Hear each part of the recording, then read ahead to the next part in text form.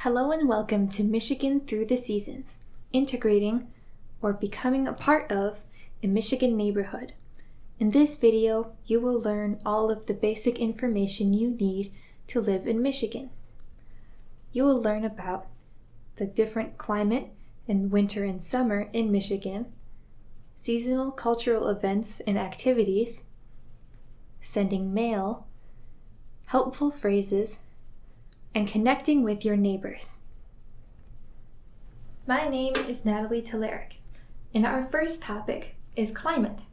Climate is the weather over a long period of time, like a season. In the winter, Michigan gets very snowy.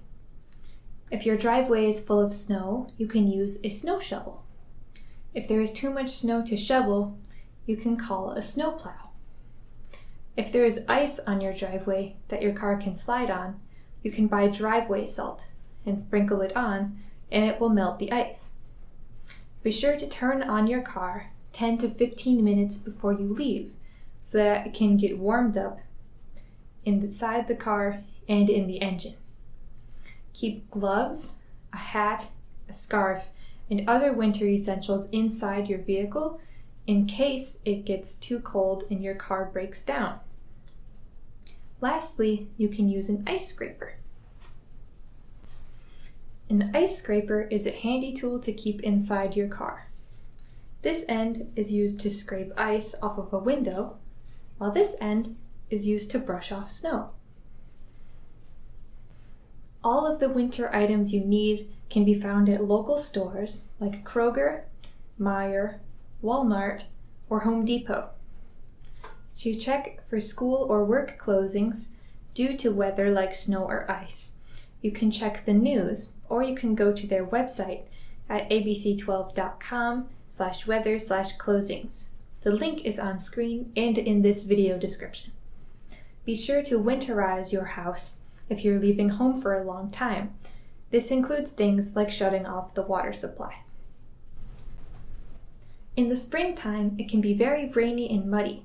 It's good to have boots for your feet and a raincoat. Sometimes there is still snow and ice. Warm and cold weather mixing can lead to severe storms, so be prepared in the case that you lose power. There will also be blooming flowers and baby animals, so keep an eye out for those. Also, daylight savings time begins in March, where the clocks spring forward 1 hour.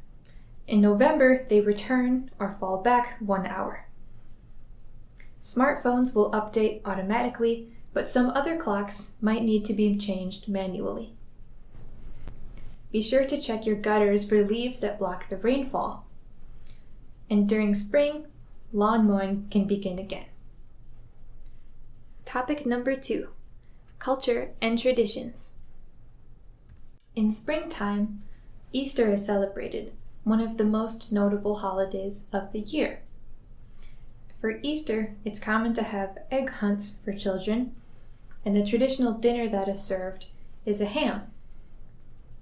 In spring, there's also St. Patrick's Day, which is a holiday where everyone wears green, and some celebrate by going out drinking. Spring is also a great time for spring cleaning. This can also include gardening and yard work. If you have excess trimmings or leaves from your yard work, you can buy a brown paper bag, and that can be set on the curb with the rest of your garbage. To check the times for collection for paper bags, recycling, and other types of waste, here you can find a calendar. Simply click on your local area, and a calendar will appear for all of the waste collection days. In summer, keep an eye out for barbecue or cookouts. These are events that usually take place in someone's backyard, and burgers and hot dogs are the most common food there. Barbecue is a popular option for the 4th of July, which is celebrated on July 4th. Summer is also a time with lots of yard and garage sales. While at a normal store, prices are non-negotiable. You can ask the person running a yard sale if they might be willing to change the price, but always be polite. County fairs are another summer event. that has carnival rides and food. And lastly, children are on summer vacation. One of children's favorite summer activities is going swimming, which can be done at a local pool, water park, or beach. In fall, Halloween takes place, another major holiday. The main activity in Halloween is trick-or-treating, where children go around the neighborhood and get free candy from their neighbors, or Halloween parties for those who are older. You can also visit a cider mill for apple cider and donuts. Pumpkin patches are also sometimes found at cider mills, and pumpkins are used to carve jack-o'-lanterns, which are set outside and seen during trick-or-treating. Fall is marked by falling leaves, so raking is a must. And the other notable holiday is Thanksgiving, where a turkey is served, and there's also the Macy's Thanksgiving Day Parade on TV. Christmas is another one of Michigan's biggest celebrations. Families celebrate by exchanging gifts, listening to special music and watching movies, and putting lights up on their houses outside.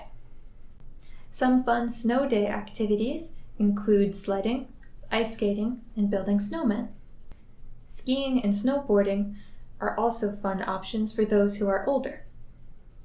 And there are New Year's Eve celebrations for those who are willing to stay up until midnight. Topic number 3, communication. When moving to a new place, it's important to know how to communicate when you need to. One of the ways you can do this is by sending mail. To send mail, first you'll need to find your address. Street address is written in this order: house number, street name, and apartment number if you live in an apartment. You can find your house on Google Maps and locate the address there if you're having a difficult time. Once you have found your full address, write it on the envelope as shown here, starting with your full name, street address, city, state, and zip code, and then do the same for the person who you would like to mail it to. Emails are another great way to communicate. When sending an email, be sure to use title case in the subject line. This is a way of capitalizing letters like you would see in a book title. More information can be found online. When starting the email, it is common to write "Dear" and then the person's name. In the body of the email, be sure to use full sentences and use polite language. This includes saying please and thank you and using indirect requests, which we'll cover more in the next slide. At the end of the email, you can write sincerely or thank you in advance before your name.